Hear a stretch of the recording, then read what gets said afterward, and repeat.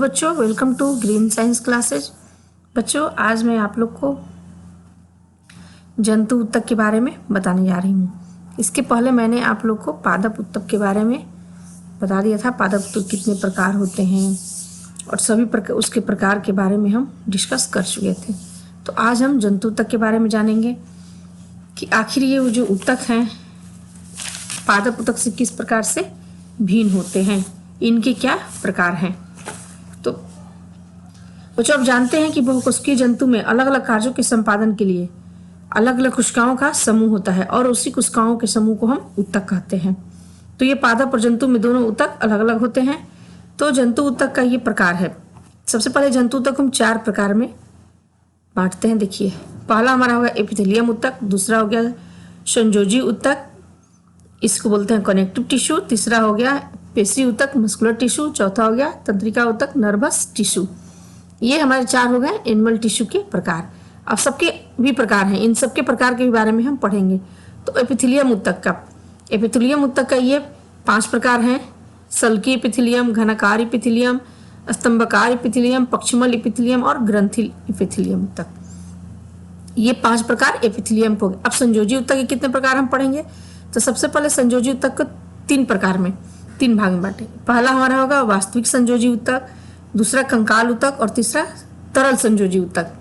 ये संयोजी ऊतक के 3 प्रकार हुए। अब वास्तविक संयोजी ऊतक के भी प्रकार हो गए। एरियोलर ऊतक, एडिपोज ऊतक, श्वेत तंतुमय, पीला तंतुमय और जालवत। ये हो गए वास्तविक संयोजी ऊतक के प्रकार। अब इसके बाद आप कंकाल ऊतक के भी 2 प्रकार हो गए। कौन कौन से, अस्थि और उपास्थि, यानी कि बोन एंड कार्टिलेज, ये कंकाल ऊतक के प्रकार हो गए। तीसरा हमारा हुआ तरल संयोजी ऊतक। तो तरल संयोजी ऊतक के भी 2 प्रकार हुए। कौन कौन से, एक हो गया रुधिर यानी कि ब्लड, दूसरा हो गया लिम्फ लसिका। ये हमारे तीनों किसके प्रकार हैं, संयोजी ऊतक के। अब तीसरा आ गया पेशी ऊतक के कितने प्रकार हुए। तो पेशी ऊतक के भी 3 प्रकार होते हैं। देखिए, ये अरेखित पेशी, रेखित पेशी और हृदय पेशी। ये पेशी ऊतक के 3 प्रकार हुए। और चौथा हमारा क्या है, नर्वस टिश्यू तंत्रिका ऊतक। तो इस वीडियो में बच्चों आज हम आप लोग को पढ़ाएंगे। अगर चारों को हम पढ़ाते हैं, चारों के प्रकार के, तो बहुत लंबा हो जाएगा, इसलिए इस वीडियो में हम पढ़ाएंगे एपिथेलियम ऊतक और उसके प्रकार, संयोजी ऊतक और उसके प्रकार का डिस्कशन करेंगे। वास्तविक संयोजी ऊतक और कंकाल ऊतक का डिस्कशन इस वीडियो में हम करेंगे। अगला वीडियो में अगले ऊतक के बारे में पढ़ेंगे। चलिए हम अपना शुरू करते हैं। एपिथेलियम ऊतक। एपिथेलियम ऊतक कहाँ कहाँ पाया जाता है। तो एपिथेलियम ऊतक जो होता है बच्चों, ये जीव शरीर के बाहरी और भीतरी रक्षक आवरण बनाते हैं। इनके बीच अंतरकोशिकीय स्थान नहीं होता है। ये ऊतक शरीर के सभी अंगों जैसे आहार नाली, फेफड़े, हृदय, मुख आदि की भीतरी और बाहरी सतहों पर पाए जाते हैं। यानी कि कुल मिलाकर हम बोलेंगे कि एपिथेलियम ऊतक जो होता है ये बाहरी और भीतरी रक्षक आवरण बनाते हैं। अब इसके प्रकार कितने हैं। तो सल्की एपिथेलियम, क्यूबॉइडल, ये हो गया आपको स्तंभाकार, ये हो गया पक्षिमल और ये ग्रंथिल। अब इसके फिगर देख लेते हैं। तो ये हमारा हो गया पहला एपिथेलियम ऊतक, क्या है, ये हो गया सल्की या सल्काव एपिथेलियम ऊतक। अब इसमें क्या होता है, ये ऊतक जो होते हैं सल्की या एपिथेलियम ऊतक, ये ऊतक आंतरिक अंगों की सुरक्षा करते हैं। ये ऊतक फेफड़ों की आंतरिक दीवार, ब्रिक नलिका यानी कि किडनी के वोमेन कैप्सूल, आंतरिक कान की झिल्ली और मुख गुहा में पाया जाता है। कौन सा, ये हमारा सल्की एपिथेलियम ऊतक। कहाँ कहाँ पाया जाएगा, तो ये आंतरिक अंगों की सुरक्षा करता है। जैसे आंतरिक फेफड़े की आंतरिक दीवार हो गया, कान की झिल्ली हो गई, ये हो गया आपको किडनी के वोमेन कैप्सूल हो गया, मुख गुहा के अंदर हो गया। ये सब कहाँ पाए जाते हैं, सल्की एपिथेलियम यहाँ पाया जाता है। अब दूसरा हमारा ले लीजिए स्तंभाकार। ये हमारा हो गया स्तंभाकार एपिथेलियम ऊतक। तो ये ऊतक जो होते हैं स्तंभाकार ऊतक, ये गले में पाए जाते हैं। गले, अमाशय, आंत और मदाओं की अंडवाहिनियों में पाए जाते हैं। कौन, स्तंभाकार। इनमें जो होता है माइक्रोविलाई की संरचना पाई जाती है। कोशिकाओं के जो मुक्त शिरा है वहां पे माइक्रोविलाई पाया जाता है। और ये माइक्रोविलाई और आप कहाँ देखते हैं बच्चों, तो ये माइक्रोविलाई जो होता है आहार नाल जैसे हुआ, तो आहार नाल के वैसे भाग में पाया जाता है जहाँ पदार्थों का अवशोषण या श्रवण होता है, एब्जॉर्प्शन और सिक्रीशन होता है। जैसे छोटी आंत के भीतरी स्तर पे अवशोषण और श्रवण की क्रिया होती है और वहाँ माइक्रोविलाई पाया जाता है। तो स्तंभाकार एपिथेलियम ऊतक वहीं पे पाए जाते हैं। तो कहाँ कहाँ हो गया, तो ये ऊतक गले में, आमाशय में, आंत और मादाओं के अंडवाहिनियों में पाए जाते हैं। अब हमारा तीसरा हो गया क्यूबॉइडल एपिथेलियम ऊतक। क्यूबॉइडल एपिथेलियम मतलब हिंदी में उसको क्या बोलते हैं, घनाकार। तो ये ऊतक जो होते हैं घनाकार, ये पाए जाते हैं आपको गुर्दे और लार ग्रंथियों में पाए जाते हैं। ये जो ऊतक होते हैं क्यूबॉइडल, ये ऊतक विशेष पदार्थों का श्रवण करते हैं और शोषण करते हैं और सहारा प्रदान करते हैं। कौन से, तो क्यूबॉइडल एपिथेलियम ऊतक। क्यूबॉइडल जो एपिथेलियम ऊतक होता है, ये इनकी कोशिकाएं क्या है, घनाकार होती है। और ये कहाँ कहाँ पाए जाते हैं, तो बता ही दिया आपको हम कि यहाँ जहाँ अवशोषण श्रवण की क्रिया होती है उनके उस जगहों पर ये पाए जाते हैं। अब हमारा बचा पक्ष्मल एपिथेलियम। तो पक्ष्मल एपिथेलियम क्या है, पक्ष्मल मतलब सीलिया, जहाँ क्या पाए जाते हैं, ये वैसे अंगों में पाए जाते हैं पक्ष्मल जहाँ, जैसे कि जहाँ ट्रैकिया, कुछ अंगों में जैसे जैसे ट्रैकिया हुआ, उसके सतह पर क्या पाया जाता है, ये सीलिया पाया जाता है। इसी को कहते हैं पक्ष्मल।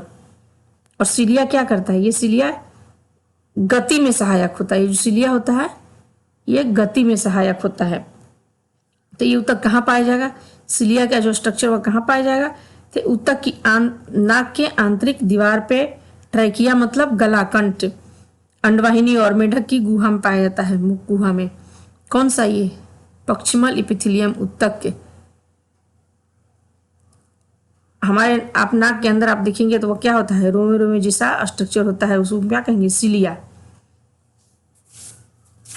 अब जैसे सीलिया गति में सहायक होता है, तो गति में कैसे सहायक होता है, अब मान लीजिए कि हमारे जो हमारा वो क्या बोलते हैं, श्वास नली, हाँ, श्वास नली के भीतरी सतह पर म्यूकस या स्लेम्सा को यह एकत्रित नहीं होने देता है, कौन, सीलिया।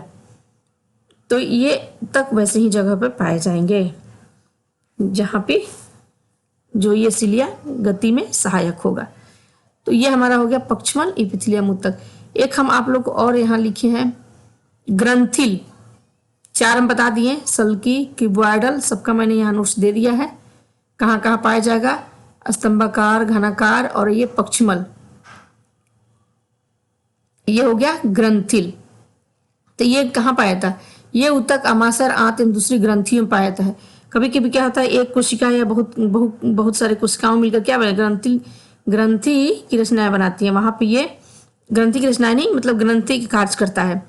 कोशिकाएं मिलकर, बहुत सी कोशिकाएं मिलकर ग्रंथि की रचना करती हैं, उसका कार्य करता है। वहां पे ये ग्रंथिल एपिथेलियम ऊतक पाए जाते हैं, जैसे श्वेत ग्रंथियां, सीवेसियस ग्रंथियां, लार ग्रंथियां। लार ग्रंथियों से क्या निकलता है, लार निकलता है। श्वेत ग्रंथियों से पसीना निकलता है। तो ये हमारी जहाँ ग्रंथियां पाई जाएंगी वहीं पे ग्रंथिल एपिथेलियम ऊतक पाए जाएंगे। तो ये पांचों क्या हो गया, एपिथेलियम ऊतक के प्रकार हो गए। मैंने इसका स्ट्रक्चर भी यहाँ दे दिया है आप लोग को।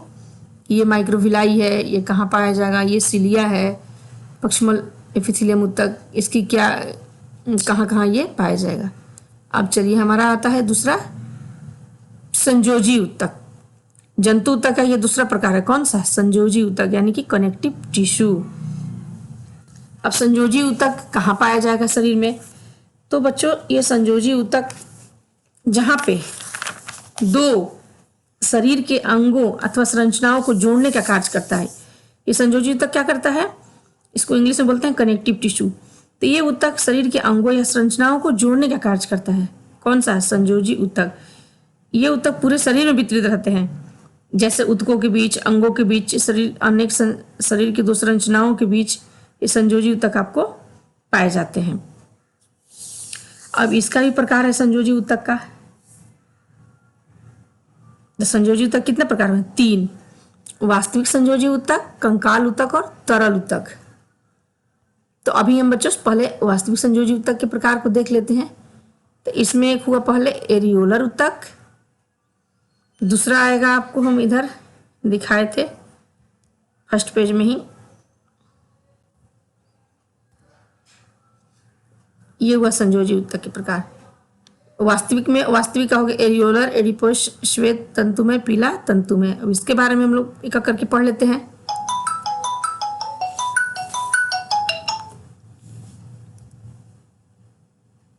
ये हो गया हमारा वास्तविक संयोजी ऊतक। एरियोलर ऊतक, तो इस ऊतक के मैट्रिक्स में कई प्रकार की कोशिकाएं और 2 प्रकार के तंतु पाए जाते हैं। ये हमारा एरियोलर ऊतक है, उसका ये प्रकार है। एरियोलर ऊतक किस में आते हैं? वास्तविक संयोजी ऊतक में। तो इसमें कई प्रकार के सेल कोशिकाएं पाई जाती हैं और 2 प्रकार के तंतु भी पाए जाते हैं, जैसे फाइब्रोब्लास्ट, ये है फाइब्रोब्लास्ट, हिस्टोसाइट्स, लिम्फोसाइट्स, मास्ट कोशिकाएं, ये 4 प्लाज्मा कोशिकाएं, ये कोशिकाएं इसमें पाई जाती हैं। अब हिस्टोसाइट्स जो होता है बच्चों, ये जीवाणुओं का भक्षण करता है। हिस्टोसाइट्स क्या करता है? हिस्टोसाइट्स जीवाणुओं का भक्षण करता है। प्लाज्मा कोशिकाएं जो होती हैं, ये प्लाज्मा कोशिकाएं ये एंटीबॉडी का निर्माण करती हैं। उस तरह से एक मास्ट कोशिकाएं हैं, इसके बारे में मैंने यहाँ लिख दिया है। और अब ये जानना है कि और इसमें 2 तंतु, हमने अभी क्या बताया था कि 4 प्रकार के इसके मैट्रिक्स में, एरियोलर ऊतक के मैट्रिक्स में कई प्रकार की कोशिकाएं और 2 प्रकार के तंतु पाए जाते हैं। ये सारी कोशिकाएं थी और तंतु में हो गया आपको श्वेत तंतु और पीला तंतु, 2 प्रकार के तंतु पाए जाते हैं। अब इस एरियोलर ऊतक का कार्य क्या है? तो ये त्वचा मांसपेशियों अथवा 2 मांसपेशियों को जोड़ने का कार्य करता है। कौन? एरियोलर ऊतक के ये त्वचा या मांसपेशियों या 2 मांसपेशियों को जोड़ने का कार्य करता है। अब इसमें जो ये पीला तंतु है वो क्या बनाता है और एक श्वेत तंतु, दोनों क्या बनाते हैं? तो बच्चों ये श्वेत तंतु जो है, इससे टेंडन का निर्माण होता है। यह ऊतक टेंडन का निर्माण करता है और ये जो होता है पीला तंतु, और पीला तंतु जो होता है लिगामेंट का निर्माण करता है। अब टेंडन क्या है? तो टेंडन और लिगामेंट का परिभाषा हम आप लोग यहाँ पीछे दिए हैं, वहाँ पे छूट गया था। देखिए ये हमारा हो गया टेंडन। टेंडन किससे बनता है? तो टेंडन बनता है श्वेत तंतु से। अब ये देखिए कंडरा बहुत शक्तिशाली परंतु कम लचीला तंतु है जो मांसपेशियों को हड्डियों से जोड़ने का कार्य करता है। कभी पूछता है बच्चों, ये ऑब्जेक्टिव में पूछता है कि मांसपेशियों को हड्डियों से जोड़ने का कार्य कौन करता है, या मांसपेशियों से हड्डियों को जोड़ने वाले ऊतक को हम क्या बोलते हैं? तो उसको कहते हैं टेंडन, हिंदी में कंडरा। और एक हड्डी से दूसरे हड्डी को जोड़ने वाले ऊतक को क्या कहेंगे? तो उसको कहेंगे लिगामेंट या स्नायु। एक ये बनता है पीला तंतु से और एक बनता है श्वेत तंतु से। तो ये हमारा होगा एरियोलर ऊतक। अब वास्तविक संयोजी ऊतक का ही एक दूसरा प्रकार है एडिपोज टिश्यू या वसा संयोजी ऊतक। ये भी बहुत इंपॉर्टेंट है, एडिपोज टिश्यू या वसा संयोजी ऊतक, इसको भी बहुत पूछता है। तो ये हमारा उसका फिगर हो गया एडिपोज टिश्यू का। अब बच्चों ये एडिपोज टिश्यू जो होता है, इनकी कोशिकाओं में वसा की बूंदें भरी रहती है। वसा संयोजी ऊतक है, यानी कि इसमें वसा की बूंदें भरी होती है। ये ऊतक त्वचा के नीचे चर्बी के रूप में पाया जाता है। कौन से? Adipose tissue. और ये ठंडे प्रदेशों में के जीवों में बहुत ज्यादा पाया जाता है, क्योंकि ठंड से शरीर की ये सुरक्षा करता है। कौन? ये एडिपोज टिश्यू। तो जहाँ ठंड ज़्यादा रहेगा वहाँ के जंतुओं में ये एडिपोज टिश्यू ज़्यादा पाया जाएगा, क्योंकि ये तापरोधक होता है। ये चर्बी के रूप में त्वचा के अंदर जमा होता है और ज़्यादा जमा हो जाने से क्या होगा? मोटापा का कारण भी होता है। कौन? Adipose tissue. एडिपोज टिश्यू यानी कि वसा संयोजी ऊतक। तो आप समझ गए कि वसा संयोजी ऊतक कहाँ पाया जाएगा? Adipose tissue. अब हम पढ़ते हैं कंकाल ऊतक। ये हमारा कंकाल ऊतक किसका है? संयोजी ऊतक का ही अभी प्रकार चल रहा है। पहला हम पढ़े थे उसमें वास्तविक संयोजी ऊतक और दूसरा कंकाल ऊतक। अब कंकाल ऊतक के भी 2 प्रकार हो जाएंगे, उपास्थि और अस्थि। तो पहले हम जानते हैं कि कंकाल ऊतक होता क्या है। तो कंकाल ऊतक ये होता है जो बच्चों ये सुरक्षात्मक एवं सहारा देने वाला ऊतक होता है। ये जीव के शरीर को क्या करता है? सुरक्षा प्रदान करता है और सहारा देने वाला ऊतक होता है। इस कंकाल ऊतक से ही शरीर को एक निश्चित आकार प्रदान होता है। किस तरह का आकार शरीर को मिल रहा है? कंकाल से ही शरीर का एक आकार मिलता है। किस तरह का मनुष्य का शरीर या जीव का शरीर एक निश्चित आकार ले रहा है। और ये कंकाल ऊतक क्या करता है कि जीवों के जो नाजुक आंतरिक अंग हैं उनको ये सुरक्षा प्रदान करता है और ये चलने फिरने में और शरीर के अन्य गति में भी सहायक होता है। कौन? ये कंकाल ऊतक। अब कंकाल ऊतक के प्रकार पढ़ लेते हैं। कंकाल ऊतक कितने प्रकार होते? कंकाल ऊतक के 2 प्रकार, एक हुआ अस्थि यानी कि बोन, दूसरा हुआ कार्टिलेज उपास्थि। अब ये अस्थि उपास्थि क्या है? अस्थि उपास्थि के बारे में बता दें आपको। अस्थि कहते हैं बोन को। तो बोन तो आप सब लोग जानते हैं कि बोन क्या होता है, कठोर होता है, मजबूत होता है बोन। और ये जो होता है उपास्थि कार्टिलेज, बोन से क्या होता है, बोन के अपेक्षा में मुलायम और लचीला होता है। अब ये कहाँ कहाँ पाया जाता है उपास्थि? तो आपको उपास्थि का अपना कान देखिए, कान क्या हमारा लचीला है, कान की जो हड्डियां होती है वो क्या होती है, लचीली होती है। तो वहां पे ये कार्टिलेज पाया जाएगा। कहाँ? कान की हड्डियां जो होती है वो हड्डी नहीं होती है, वो कार्टिलेज की बनी होती है, क्योंकि वो मुलायम लचीली होती है। बाकी जगह देखिए ये अस्थि जो होगा, बोन जब पाया जाएगा तो कठोर और मजबूत होता है। एक चीज और कि ये कठोर कैसे होता है, तो क्या पाया जाता है इसमें हड्डियों में? तो हड्डियों के मैट्रिक्स में ये जो बोन होते हैं, तो उसकी कोशिकाओं को हम बोलते हैं, सबसे पहले तो इसकी कोशिका को बोलते हैं ऑस्टियोब्लास्ट। और इसमें जो कोशिकाएं होती है उसको ऑस्टियोसाइट कोशिकाएं कहते हैं। और जो अकेली होती है, अस्थि के अंदर जो कोशिका होती है उसको ऑस्टियोसाइट्स कहते हैं।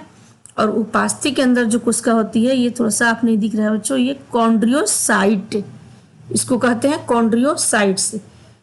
क्योंकि इसके मैट्रिक्स में जो रचना पाई जाती है, जो प्रोटीन पाया जाता है, उसे कॉन्ड्रिन कहते हैं। किसके? उपास्थि के। यानी कि कार्टिलेज के अंदर जो प्रोटीन होता है उसको हम कहते हैं कॉन्ड्रिन, और इसी कोशिकाओं को कहते हैं कॉन्ड्रियोसाइट्स। और जो बोन होता है उसके अंदर जो सेल्स होते हैं, कोशिकाएं होती हैं, उनको क्या कहते हैं? ऑस्टियोसाइट्स। ये दोनों में अंतर हो गया। कब आप लोगों को पूछ देता है कि बोन और कार्टिलेज में अंतर बताएं, इसलिए मैंने इसको सामने सामने लिखा है ताकि आप आसानी से अंतर लिख सकते हैं। अब बोन जो होता है कठोर होता है, आप तो जानते हैं, मजबूत होता है। तो क्यों होता है? क्योंकि इसके मैट्रिक्स में कैल्शियम फास्फोरस के लवण होते हैं, जिस वजह से ये कठोर होता है अस्थि, लेकिन ये लचीला होता है। इसके उपास्थि के मैट्रिक्स में कॉन्ड्रिन पाया जाता है। उपास्थि में, ये उपास्थि है, थोड़ा सा ये धुंधला हो गया है। उपास्थि में कैनाल कुली नहीं पाई जाती है, लेकिन अस्थि में क्या होता है? अस्थि में कैनाल कुली पाया जाता है। एक चीज और कि जो अस्थि होता है यानी कि बोन होता है, उसमें रक्त की आपूर्ति होती है, लेकिन कार्टिलेज में रक्त की आपूर्ति नहीं होती है। ये बहुत ही मुख्य अंतर है। अब आपको कहाँ कहाँ कार्टिलेज पाया जाएगा? तो कार्टिलेज आपको हम बता दिए, बाह्य कर्ण, नाक पे जो हड्डियां होती है लचीली होती है। आप खुद देख सकते हैं कि नाक की हड्डी कैसी होती है, लचीली होती है, यानी कि वहाँ पे कार्टिलेज होता है, वो बोन नहीं होता है। या फिर श्वास नली, ट्रैकिया, कंठ, ये सब क्या है? ये सब कार्टिलेज के बने होते हैं, वो बोन्स के बने नहीं होते हैं। तो आपका ये हो गया बोन और ये हो गया कार्टिलेज, ये दोनों में अंतर है। और दोनों आपको हम समझा दिए कि बोन क्या होता है, कार्टिलेज क्या होता है, और किए में कठोर है, और इसकी कोशिकाएं कैसी होती है और इसकी कोशिकाएं कैसी होती है। एक चीज और कि मैमेलिया का जो बोन होता है उसमें एक मुख्य गुण होता है। मैमेलिया वर्ग की जो अस्थियां होती है उसकी एक पहचान होती है, उसमें पाया जाता है आपको हैवर्सियन नलिकाएं पाई जाती है।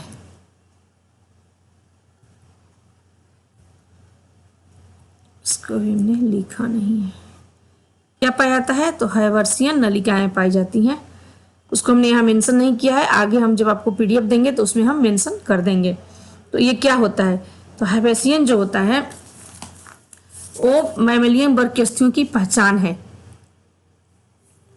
इसको याद रखेंगे, हैवर्सियन का नाम।